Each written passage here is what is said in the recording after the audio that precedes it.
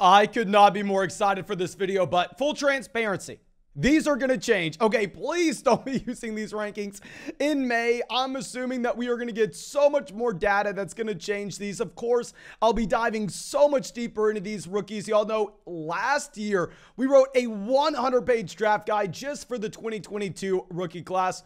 We'll be doing the same thing this season, so please take this with a grain of salt. I think it's definitely fun to look ahead and to get our initial thoughts and top 12 rookies for this year's draft class.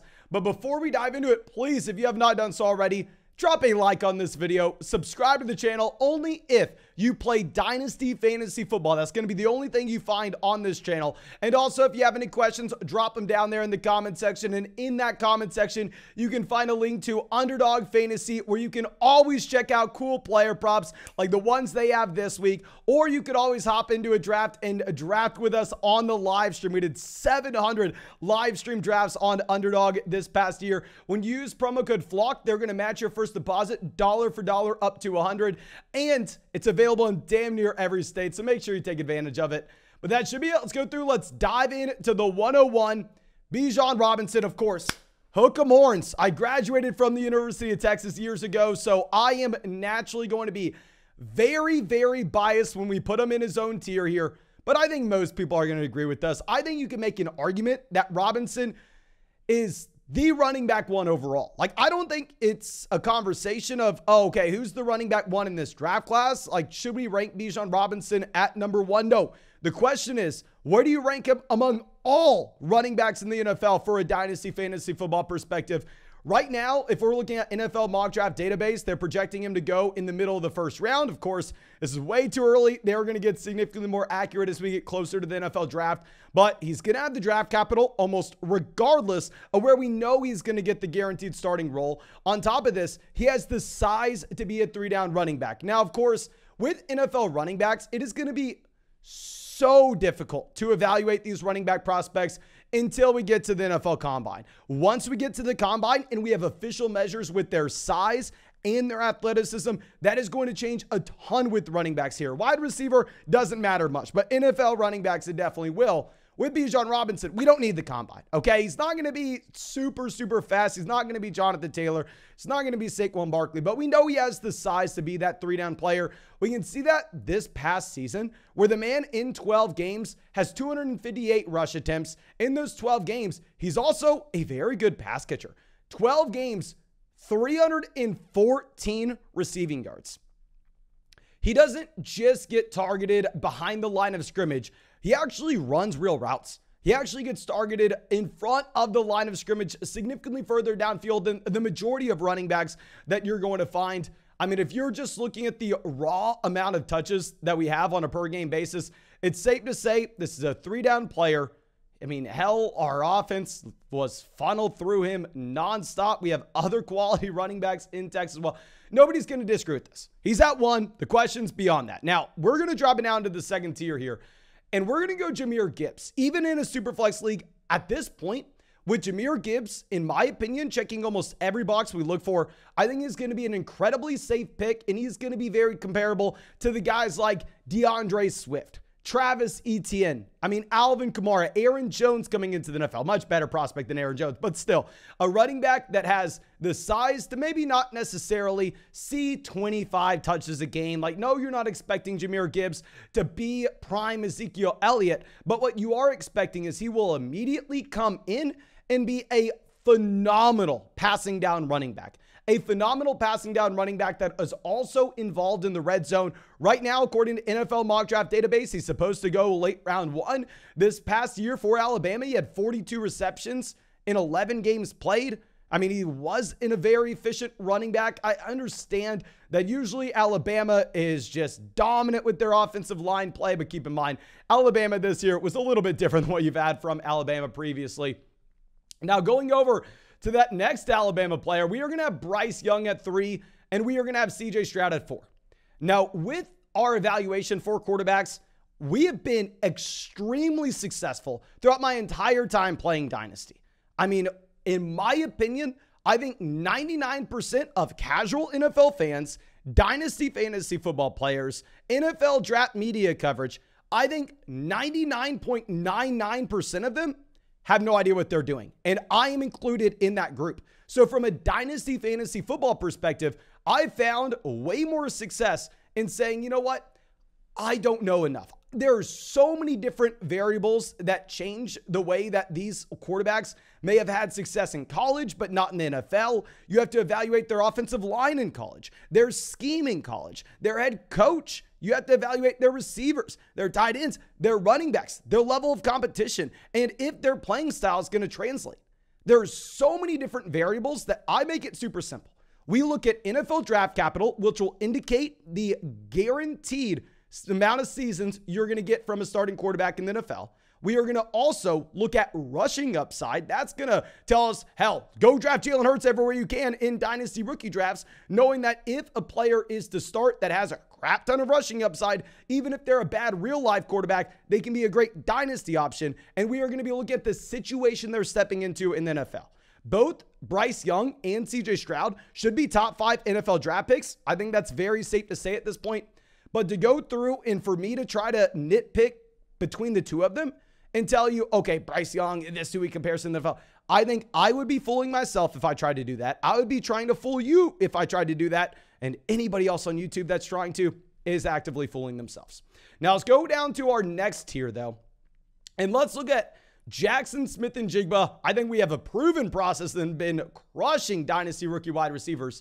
And he checks every box we look for. With Jackson Smith-Njigba, I can already tell this is going to be a player that goes nuts in our dynasty rookie prospect model. The reason for this is not the fact that he got injured this past year and we had nothing. Obviously, it sucks that we had nothing. But the season before, Jackson Smith-Njigba was a true sophomore, 19 years old. And he was playing in an offense that had Garrett Wilson, who's pretty damn good. Not sure if you're paying attention to the NFL right now. You have Chris Olave, who's pretty damn good. And Garrett Wilson was a junior. Chris Olave was a senior. Jackson Smith-Njigba at 19 years old comes out over 1,600 receiving yards in 13 games. Garrett Wilson was at 1,000. Chris Olave was at 900. Yeah, Jackson Smith-Njigba played 2 extra games, but it doesn't matter. Even from a per-game standpoint, he dominated. And I repeat, dominated the volume here. He dominated the total yardage at a younger age. And those 2 other wide receivers have already crushed in the NFL. I'm willing to go through and rank about wide receiver 1. I know most people are going to rank this next guy in Jordan Addison at 1. Jordan Addison right now by NFL mock draft database should go inside the top 10 picks. Should go ahead of Jackson Smith-Njigba coming off the injury, of course, but still, I don't necessarily see it. I don't see how he is the wide receiver 1 here. I mean, if we're going through and looking at his production profile, if you're looking at his receiving yards per game this past year, 79. Now, of course, you have to take into consideration the offense he's playing in. And that USC offense, pretty damn good. With Lincoln Riley, I mean, this has been a phenomenal team. He accounted for 24% of the receiving yards on a per-game basis at USC. I know USC has talent. They don't have Garrett Wilson, Chris Olave talent. We're going to pay him his respect. Most people are going to have him as the dynasty wide receiver 1 in this rookie class. I got to put JS in there. And then our next guy is going to be Quentin Johnson. This is another projected top 10 NFL draft pick. I mean, someone that this past year had 75 receiving yards per game. Obviously, he has the size that people are going to get very excited about. Counted for 27% of this TCU offense. I think, honestly, that NFL draft capital projection's probably pretty damn safe. Just because, whatever reason, you always see these NFL teams be much more willing to go through and take those players that go to the college football playoffs. I mean, here with Johnson at TCU, I am assuming they're going to get smoked in the first round, but it is what it is. Good receiver, tall receiver, probably a top 10 draft pick, just in my opinion, not on JSN's level.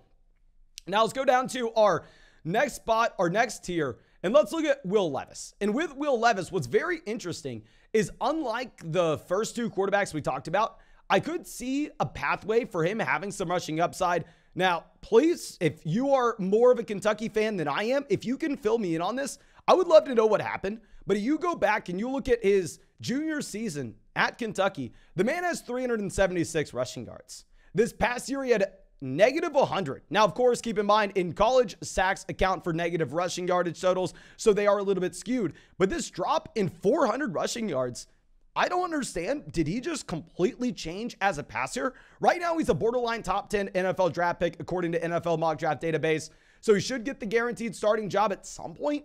The same time, we've seen some rushing upside previously. Don't really know what happened.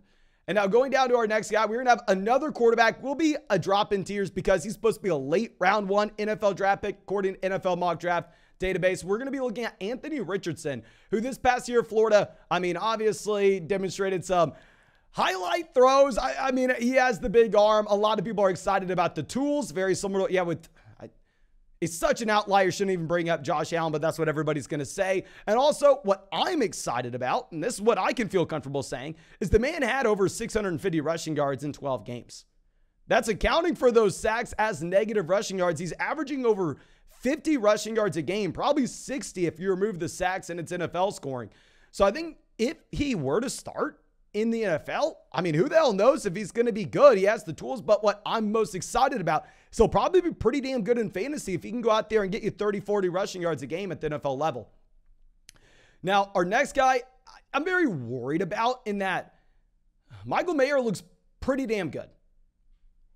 Right now, he's projected to be a mid-first round pick. If you look at what he did over the past 2 seasons at Notre Dame, he's had over 1,600 receiving yards over the past 2 years. I am going to be so hesitant, very similar to how we were with Kyle Pitts in his rookie draft, where we were saying take Travis Etienne before, and I thought we were way wrong on that, but who the hell knows? I don't know how we can be comfortable taking these tight ends high in Dynasty rookie drafts, even if they're phenomenal prospects, even if they check every single box. Let's look at TJ Hawkinson as the perfect example. TJ Hawkinson in 2019 was going right in line with DK Metcalf, AJ Brown, in 12-team Dynasty Superflex tight end premium leagues. TJ Hawkinson, in my opinion, has done the best you could imagine for a tight end at that age. The best you could ever hope for. He went out and he had dealt with injuries in Detroit, but every time he was playing, hell, he was a borderline top 10 tight end right away. And what happened to his dynasty value? It stayed neutral when he did the best you possibly could. These tight ends, everybody says in Dynasty, I'm going to draft them, and I know that they're going to do bad early on, but I'm not going to lower their value. You say that until they do bad early on at 21 years old, and then you plummet them down Dynasty rankings. So I don't know. Now, this is where it gets very interesting and very difficult for me to make these rankings. Like we said, I'm going to have a much, much, much better idea of how to evaluate these running backs when we actually have the NFL Combine. Wide receivers, I don't really care about the NFL Combine. Running backs, we've historically proven with our model, we wrote a 100-page draft guide about this, how important size and athleticism is to evaluating these players. Sean Tucker, what I like to see is the fact that he should be a day 2 NFL draft pick. And on top of this, what we really want to have is that receiving down upside. 12 games this past year, he had 36 receptions. He had 3 receptions a game. He's had back-to-back years with over 250 receiving yards. It's hard to believe the size they have for him. They have him right over 200 pounds. This is just going to be going back to what we were saying previously. We need the NFL Combine. Before this, hell, you had people hyping up Kyron Williams as some phenomenal running back, and then you see, okay, he is the smallest person we've ever had. He is not fast. And then everything changes at running back. But someone I'm actually pretty damn comfortable with is going to end up being Josh Downs with Downs at North Carolina. He did take a pretty big step back this past season. It still was fine. You're looking at over 1,000 receiving yards in 11 games played. So he's averaging about 90-something receiving yards per game, where the previous season, his sophomore year, he's averaging about 100 per game. That 10% drop isn't going to be the biggest deal. That's 10 receiving yards per game. But if you look at the context of the offense at UNC, I don't understand what happened. His sophomore year, he accounted for 40% of the receiving yards per game, where the following season, what is most concerning about this North Carolina profile, in my opinion, is their offense exploded. Their offense started having significantly more passing yards per game, and on top of that, Josh Downs went down.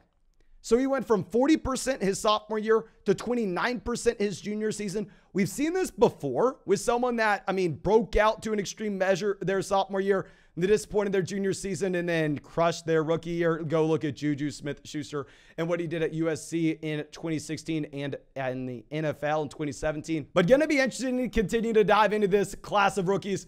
I am very excited about it. We'll be giving in-depth videos on every rookie in this class.